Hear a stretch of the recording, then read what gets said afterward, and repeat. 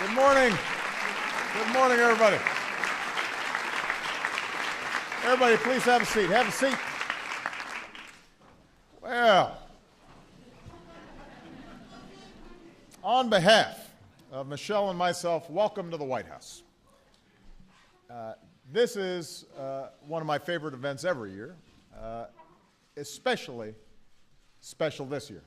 As I look at this extraordinary group of individuals and our opportunity to honor them with our nation's highest civilian honor, the Presidential Medal of Freedom. And this year, it's just a little more special because this marks the 50th anniversary of President Kennedy establishing this award.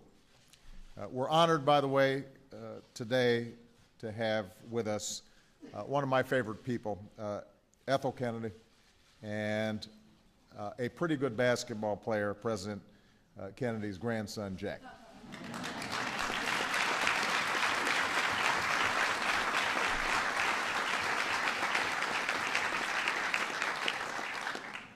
Now, this medal has been bestowed on more than 500 deserving people. Tonight, I'm looking forward to joining some of these honorees, as well as members of the Kennedy family, as we pay tribute to these 50 years of excellence. And this morning, we're honored to add 16 new names to this distinguished list. Today, we salute fierce competitors who became true champions. In the sweltering heat of a Chicago summer, Ernie Banks walked into the Cubs locker room and didn't like what he saw. Everybody was sitting around, heads down, depressed, he recalled. So Ernie piped up and said, "Boy, what a great day, let's play two."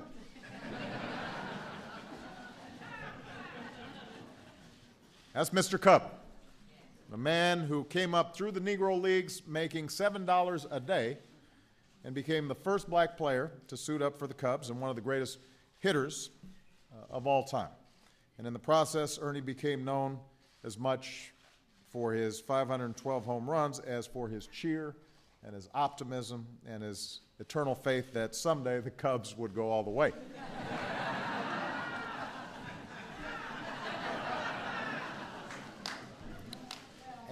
And that's serious belief. That is something that even a White Sox fan like me can respect. But he is just a wonderful man and a great icon of my hometown. Speaking of sports, Dean Smith is one of the winningest coaches in college basketball history. But his successes go far beyond X's and O's. Even as he won 78% of his games, he graduated 96% of his players. The first coach to use multiple defenses in a game, he was the pioneer who popularized the idea of pointing to the passer. After a basket, players should point to the teammate who passed them the ball. And with his first national title on the line, he did have the good sense to give the ball to a 19-year-old kid named Michael Jordan. Although they used to joke that the only person who ever held Michael under 20 was Dean Smith. While Coach Smith couldn't join us today due to an illness that he's facing with extraordinary courage, we also honor his courage in helping to change our country. He recruited the first black scholarship athlete to North Carolina and helped integrate a restaurant and a neighborhood in Chapel Hill. That's the kind of character that he represented on and off the court.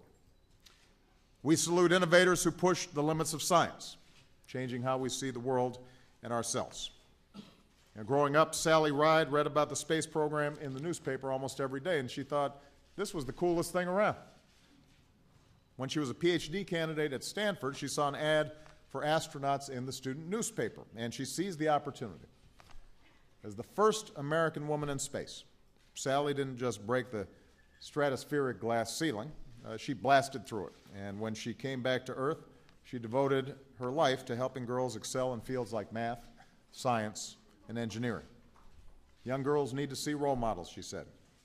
You can't be what you can't see. Today, our daughters, including Malia and Sasha, can set their sights a little bit higher because Sally Ride showed them the way. Now, all of us have moments when we look back and wonder What the heck was I thinking? I have that quite a bit.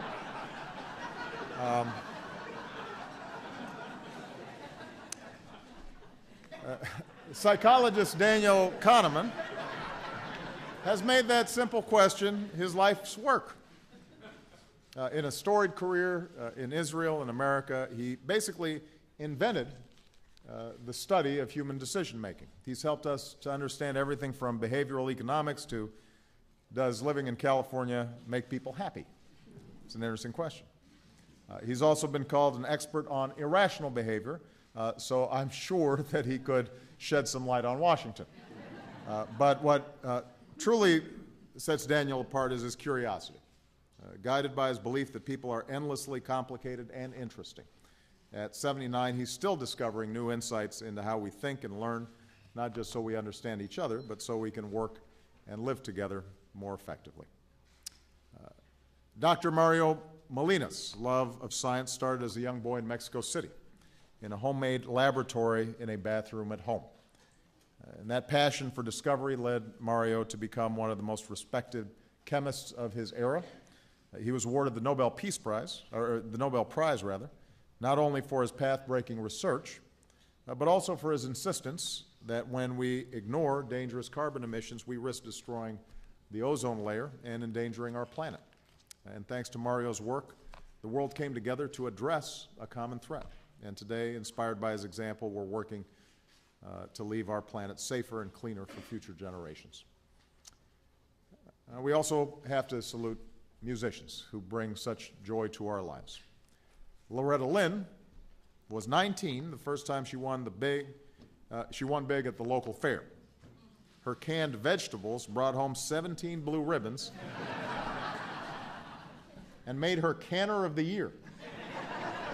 Where is that? Now that's impressive. For a girl from Butcher Holler, Kentucky, that was fame. Fortunately for all of us, she decided to try her hand at things other than canning. Her first guitar cost $17, and with it, this coal miner's daughter gave voice to a generation, singing what no one wanted to talk about and saying what no one wanted to think about.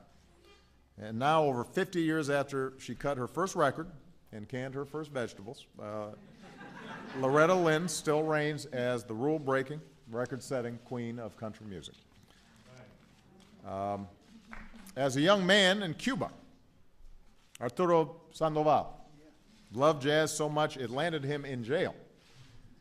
It was the Cold War, and the only radio station where he could hear jazz was the Voice of America, which was dangerous to listen to. But Arturo listened anyway. Later, he defected to the United States, knowing he might never see his parents or beloved homeland again. Without freedom, he said, there is no life. And today, Arturo is an American citizen and one of the most celebrated trumpet players in the world. There isn't any place on earth where the people don't know about jazz, he says. And that's true in part because musicians like him have sacrificed so much to play it.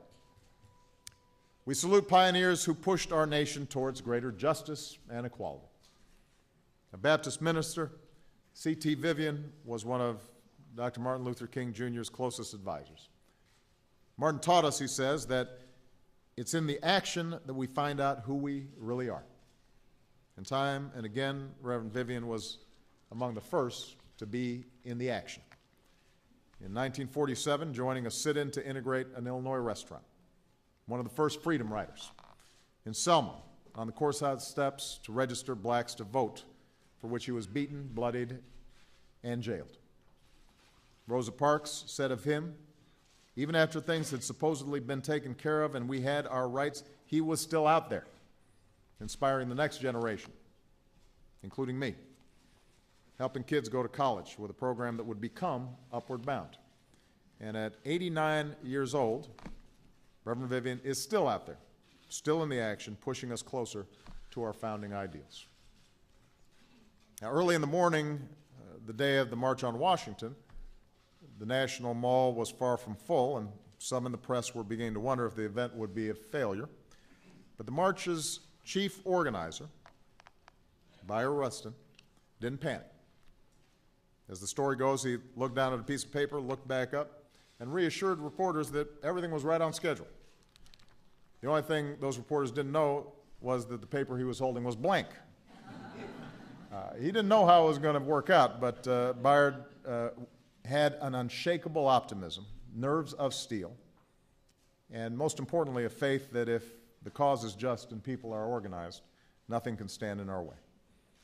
So for decades, this great leader, often at Dr. King's side, was denied his rightful place in history because he was openly gay. No medal can change that, but today we honor Bayard Rustin's memory by taking our place in his march towards true equality, no matter who we are or who we love.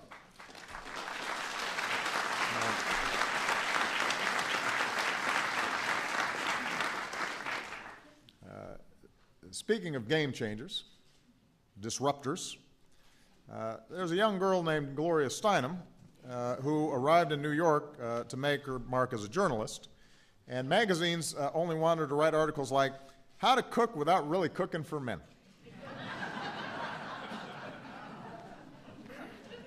Gloria noticed things like that. She's been called a champion noticer. She's alert to all the ways, large and small, that women had been, and in some cases continue to be, treated unfairly just because they're women.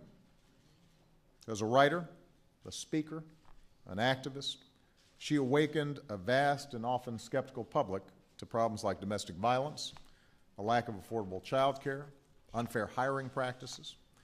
Because of her work across America and around the world, more women are afforded the respect and opportunities that they deserve, but she also changed how women thought about themselves. And Gloria continues to pour her heart into teaching and mentoring. Her one piece of advice to young girls is, I love this, do not listen to my advice. Listen to the voice inside you and follow that. When Patricia Wald's law firm asked if she'd come back after having her first child, she said she'd like some time off to focus on her family. Devoted almost 10 years to raising 5 children. But Patricia never lost the itch to practice law. So while her husband watched the kids at home, she'd hit the library on weekends. At the age of 40, she went back to the courtroom to show the young kids a thing or two. As the first female judge on the D.C. Circuit, Patricia was a top candidate for Attorney General. After leaving the bench, her idea of retirement was to go to The Hague to preside over the trials of war criminals. Patricia says she hopes enough women will become judges that it's not worth celebrating anymore. But today we celebrate her. And along with Gloria, she shows there were all kinds of paths listening to your own voice. We salute communicators who shined a light on stories no one else was telling. A veteran of World War II and more than a dozen Pacific battles, Ben Bradley brought the same intensity and dedication to journalism. Since joining the Washington Post 65 years ago, he transformed that newspaper into one of the finest in the world. With Ben in charge, the Post published the Pentagon Papers, revealing the true history of America's involvement in Vietnam, exposed Watergate, unleashed a new era of investigative journalism, holding America's leaders accountable and reminding us that our freedom as a nation rests on our freedom of the press.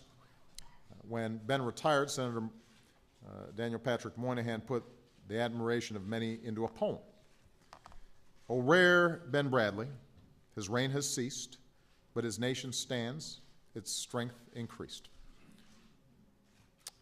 And I also indicated to Ben, he can pull off those shirts, and I can't. He always looks so cool in them.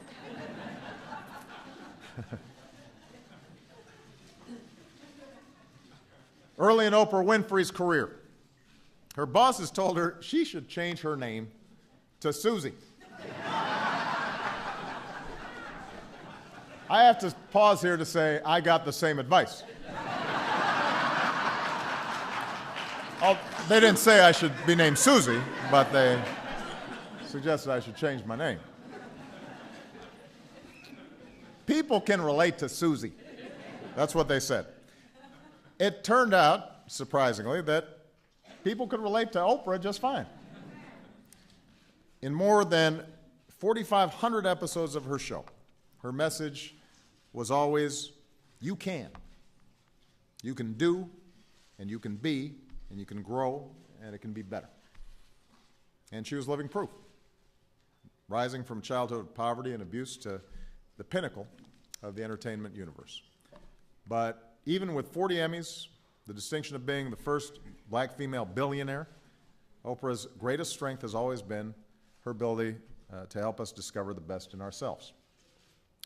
Michelle and I count ourselves among her many devoted fans and friends. As one of those fans wrote, I didn't know I had a light in me until Oprah told me it was there. What a great gift. And finally, we salute public servants who strengthened our nation. Daniel Inouye was a humble man and didn't wear his Medal of Honor very often. Instead, he liked to wear a pin representing the Good Conduct Medal he earned as a teenage private. To behave yourself takes special effort, he said, and I did not want to dishonor my family. Danny always honored his family and his country, even when his country didn't always honor him. After being classified as an enemy alien, Danny joined a Japanese-American unit that became one of the most decorated in World War II. And as the second longest-serving senator in American history, he showed a generation of young people, including one kid with a funny name growing up in Hawaii who noticed that there was somebody during some of those hearings in Washington that didn't look like everybody else, which meant maybe I had a chance to do something important too. He taught all of us that no matter what you look like or where you come from, this country has a place for everybody who's willing to serve and work hard. A proud Hoosier, Dick Lugar has served America for more than half a century, from a young Navy lieutenant to a respected leader in the United States Senate. I'll always be thankful to Dick for taking me, a new junior senator, under his wing, including travels together to review some of his visionary work, the destruction of the Cold War arsenals in the former Soviet Union, something that doesn't get a lot of public notice, but was absolutely critical to making us safer in the wake of the Cold War. Now, I should say, traveling with Dick, you get close to unexploded landmines, mortar shells, test tubes filled with anthrax and the plague.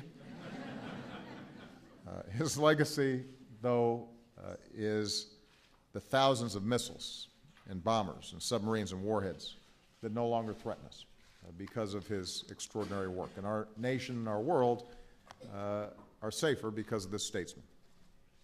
And in a time of unrelenting partisanship, Dick Lugar's decency, his commitment to bipartisan problem-solving stand as a model of what public service ought to be. Now, last, but never least, we honor a leader who we still remember with such extraordinary fondness. He still remembers, as a child, waving goodbye to his mom, tears in her eyes, as she went off to nursing school so she could provide for her family. And I think lifting up families like his own became the story of Bill Clinton's life. He remembered what his mom had to do on behalf of him.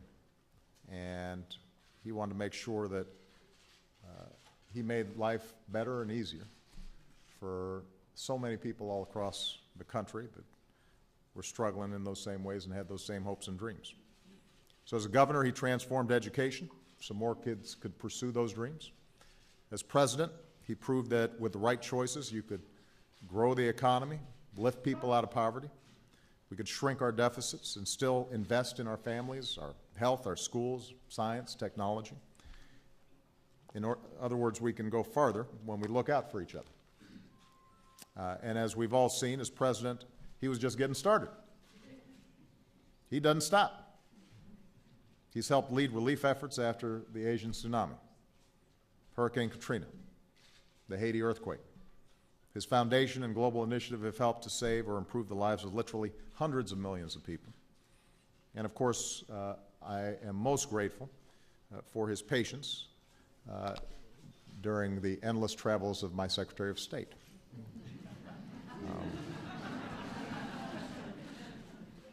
So I'm grateful, Bill, as well, for the advice and counsel that you've offered me on and off the golf course. And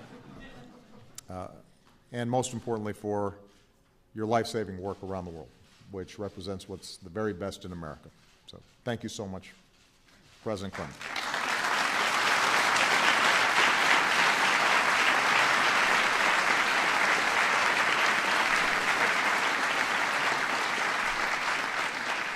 So these are the recipients of the 2013 Presidential Medal of Freedom. These are the men and women who, in their extraordinary lives, remind us all of the beauty of the human spirit, the values that define us as Americans, the potential that lives inside of all of us. I could not be more happy and more honored to participate in this ceremony here today. With that, what I would like to do is invite our honorees to just sit there and let all of us stand and give you a big round of applause.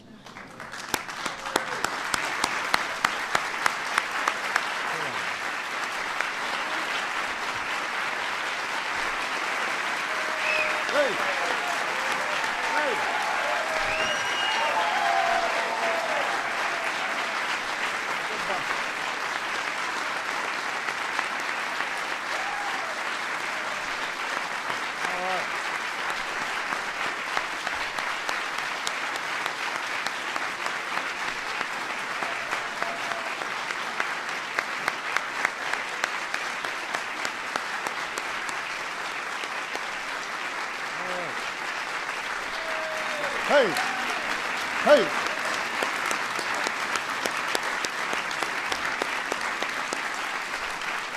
All right. I guess we should actually give them the medals, though. So, where are my, there, here we go. Lee, you want to hit it? Yes. Presidential Medal of Freedom recipients. Ernie Banks.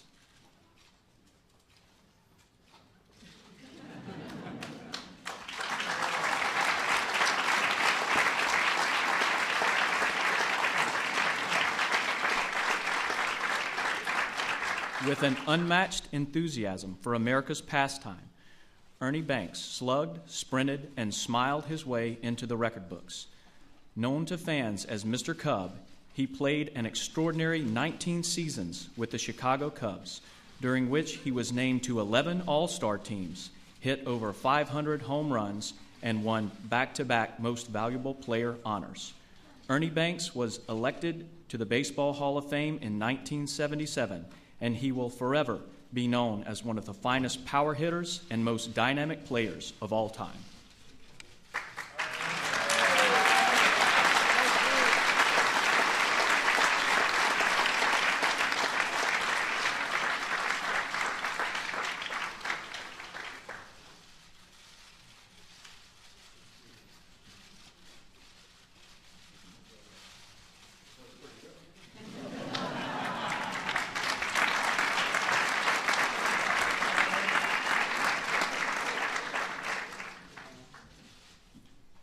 Benjamin Crowninshield Bradley.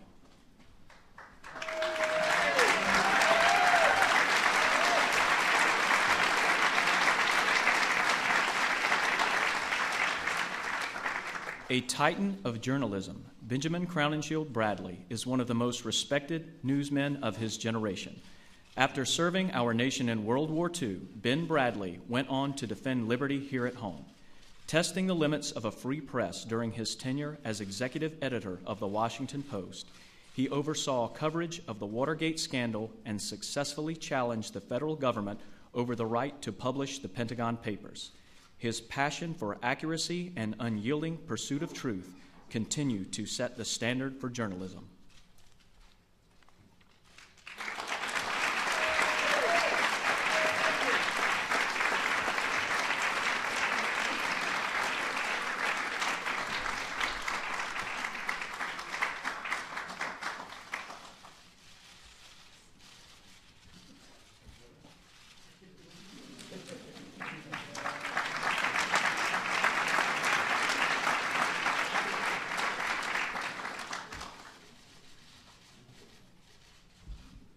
the Honorable William J. Clinton.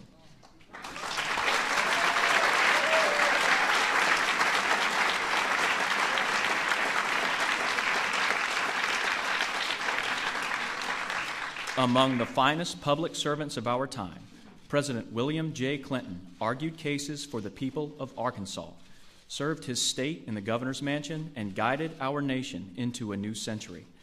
As the 42nd President of the United States, Bill Clinton oversaw an era of challenge and change, prosperity and progress.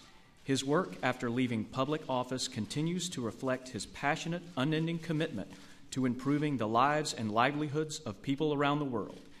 In responding to needs both at home and abroad, and as founder of the Clinton Foundation, he has shown that through creative cooperation among women and men of goodwill, we can solve even the most intractable problems.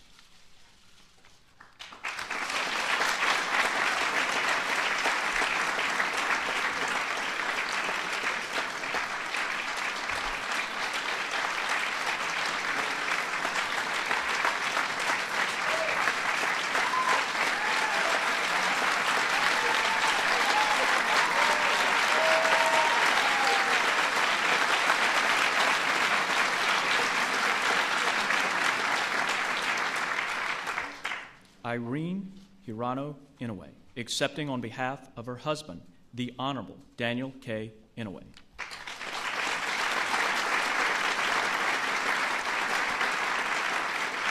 A true patriot and dedicated public servant, Daniel K. Inouye understood the power of leaders when united in common purpose to protect and promote the tenets we cherish as Americans. As a member of the revered 442nd Regimental Combat Team, Daniel Inouye helped free Europe from the grasp of tyranny during World War II, for which he received the Medal of Honor. Representing the people of Hawaii, from the moment the islands joined the Union, he never lost sight of the ideals that bind us across the 50 states. Senator Inouye's reason and resolve helped make our country what it is today, and for that, we honor him.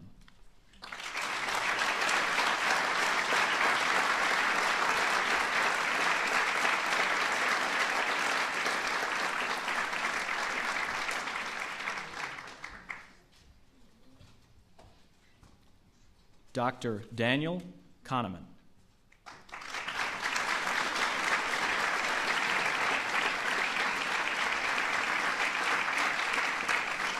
Daniel Kahneman's groundbreaking work earned him a Nobel Prize in Economic Sciences for his research developing prospect theory. After escaping from Nazi-occupied France as a young boy and later joining the Israel Defense Forces, Dr. Kahneman grew interested in understanding the origins of people's beliefs, combining psychology and economic analysis, and working alongside Dr. Amos Tversky. Dr. Kahneman used simple experiments to demonstrate how people make decisions under uncertain circumstances, and he forever changed the way we view human judgment.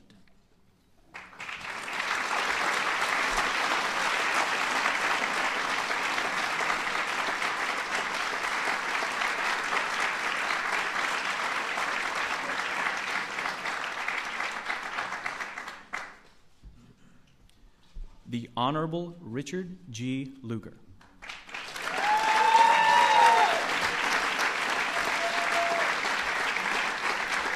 Representing the state of Indiana for over 3 decades in the United States Senate, Richard G. Lugar put country above party and self to forge bipartisan consensus. Throughout his time in the Senate, he offered effective solutions to our national and international problems, advocating for the control of nuclear arms and other weapons of mass destruction. Working with Senator Sam Nunn, Richard Lugar established the Nunn-Lugar Cooperative Threat Reduction Program, one of our country's most successful national security initiatives, helping to sustain American leadership and engage nations in collaboration after decades of confrontation. He remains a strong voice on foreign policy issues, and his informed perspective will have broad influence for years to come.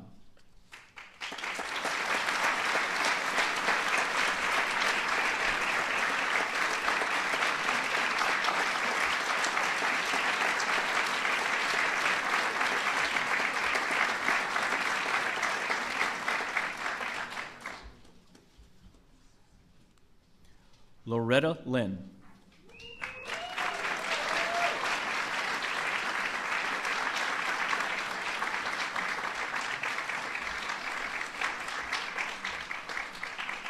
Born a coal miner's daughter, Loretta Lynn has followed a bold path to become a legend in country music. A singer, songwriter, and author, she has written dozens of chart-topping songs, released scores of albums, and won numerous accolades. Breaking barriers in country music and entertainment, she opened doors for women not only by winning tremendous achievements, but also by raising issues few dared to discuss. Fearlessly telling her own stories with candor and humor, Loretta Lynn has brought a strong female voice to mainstream music, captured the emotions of women and men alike, and revealed the common truths about life as it is lived.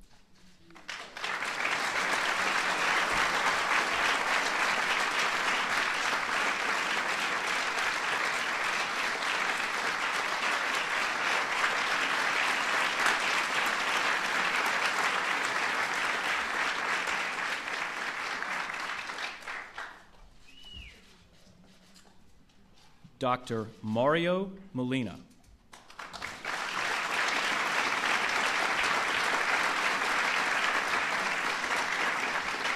The curiosity and creativity that inspired Mario Molina to convert his family's bathroom into a laboratory as a child have driven him through decades of scientific research. Born in Mexico, Dr. Molina's passion for chemistry brought him to the United States, where his investigations of chlorofluorocarbons led to breakthroughs in our understanding of how they deplete the ozone layer. The impact of his discoveries extends far beyond his field, affecting environmental policy and fostering international awareness, as well as earning him the 1995 Nobel Prize in Chemistry. Today, Dr. Molina remains a global leader, continuing to study air quality, climate change, and the environment that connects us all.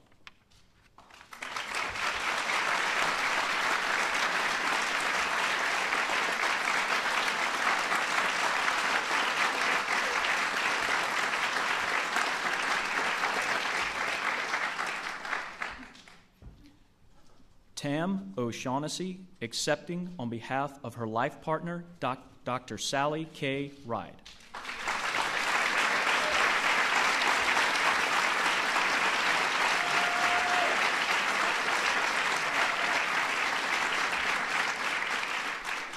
"30 years ago, Dr. Sally K. Ride soared into space as the youngest American and first woman to wear the stars and stripes above Earth's atmosphere.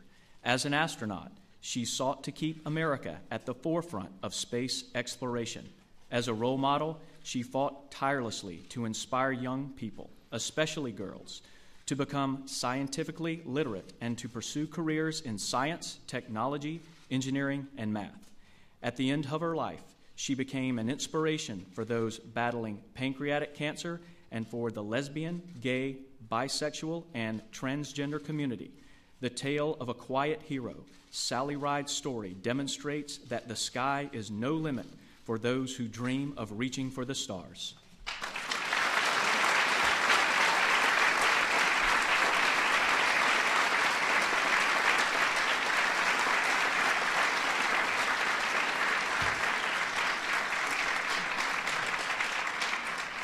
Walter Nagel, accepting on behalf of his partner, Bayard Rustin.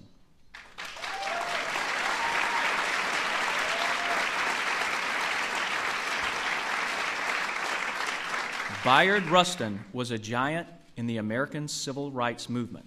Openly gay at a time when many had to hide who they loved, his unwavering belief that we are all equal members of a single human family took him from his first freedom ride to the lesbian, gay, bisexual, and transgender rights movement. Thanks to his unparalleled skills as an organizer, progress that once seemed impossible appears in retrospect to have been inevitable.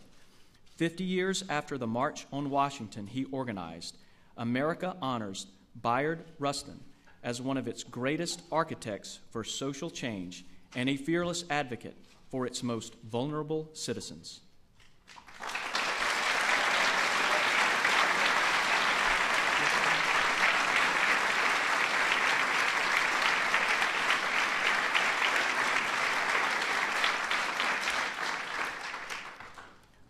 Arturo Sandoval.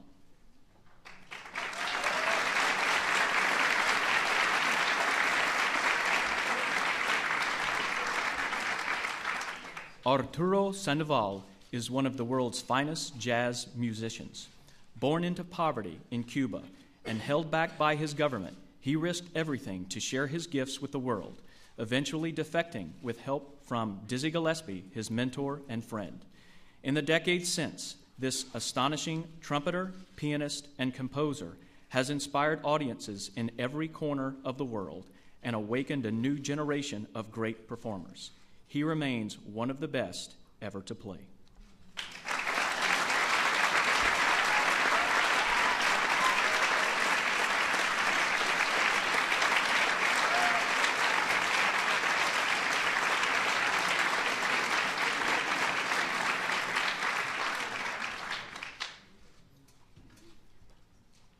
Linnea Smith, accepting on behalf of her husband, Dean E. Smith.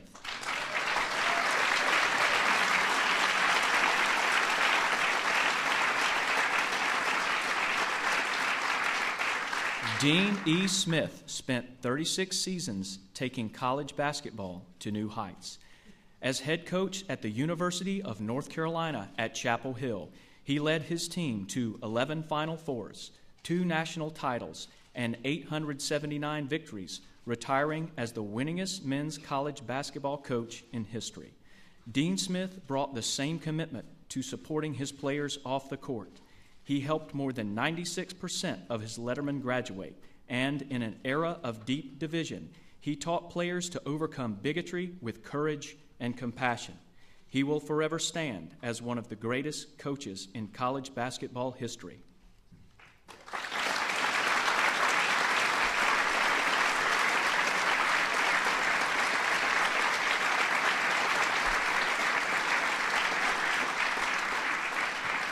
Gloria Steinem.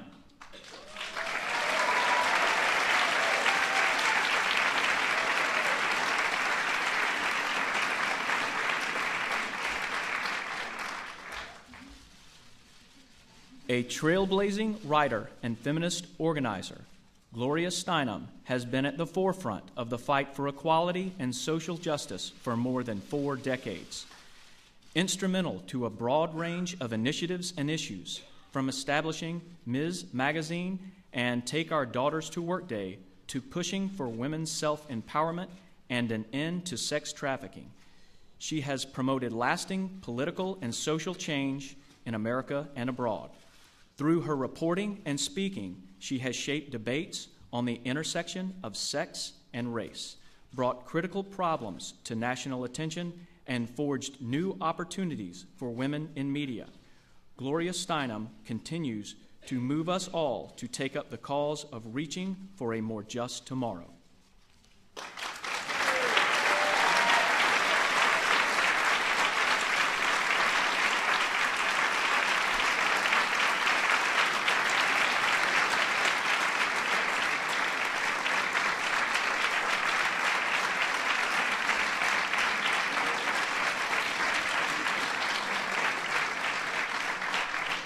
Reverend C.T. Vivian.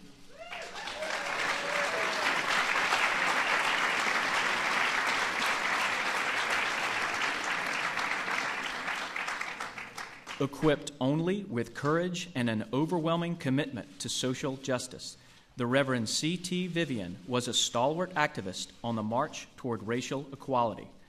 Whether at a lunch counter, on a freedom ride, or behind the bars of a prison cell, he was unafraid to take bold action in the face of fierce resistance. By pushing change through nonviolent demonstration and advocacy, C.T. Vivian established and led numerous organizations to support underserved individuals and communities. His legacy of combating injustice will shine as an example for generations to come.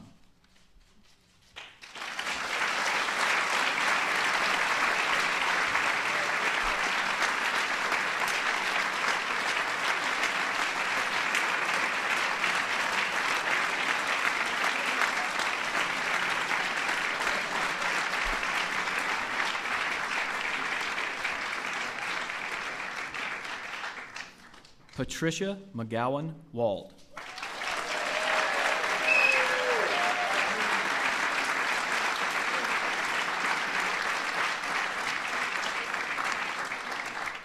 Patricia McGowan Wald made history as the first woman appointed to the United States Court of Appeals for the District of Columbia Circuit. Rising to Chief Judge of the court, she always strove to better understand the law and fairly apply it. After leaving federal service, Judge Wald helped institute standards for justice and the rule of law at the International Criminal Tribunal for the former Yugoslavia in The Hague. Hailed as a model judge, she laid a foundation for countless women within the legal profession and helped unveil the humanity within the law.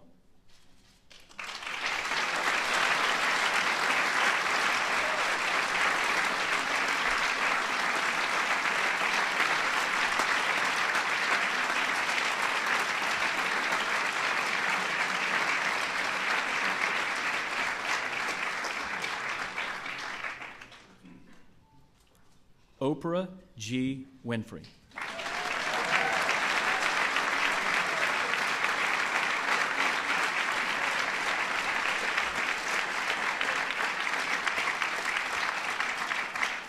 Oprah G. Winfrey is a global media icon. When she launched The Oprah Winfrey Show in 1986, there were few women, and even fewer women of color, with a national platform to discuss the issues and events shaping our times.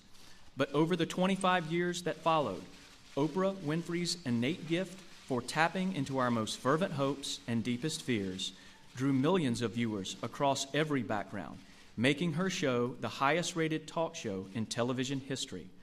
Off-screen, Oprah Winfrey has used her influence to support underserved communities and to lift up the lives of young people, especially young women, around the world. In her story, we are reminded that no dream can be deferred when we refuse to let life's obstacles keep us down.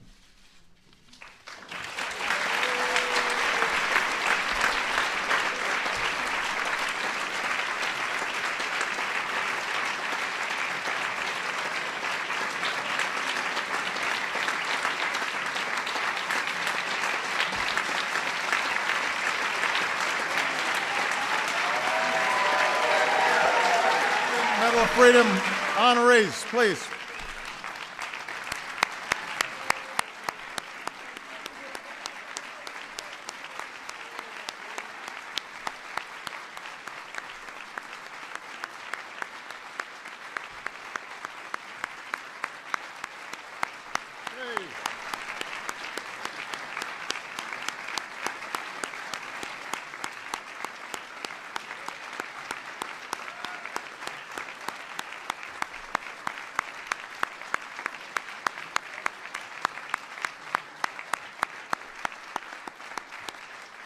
All right. Well, that concludes the formal part of today's ceremony. I want to thank all of you for being here. Obviously, we are deeply indebted to those who we honor here today. And we're going to have an opportunity to take some pictures with the honorees and their family members. The rest of you, I understand the food here is pretty good. So I hope you enjoy the reception. And I hope we carry away from this a reminder of what JFK understood to be the essence of the American spirit, that it's represented here, and some of us may be less talented, but we all have the opportunity to serve and to open people's hearts and minds, in our smaller orbits. So I hope everybody's been inspired as I have been participating and being with these people here today. Thank you very much, everybody.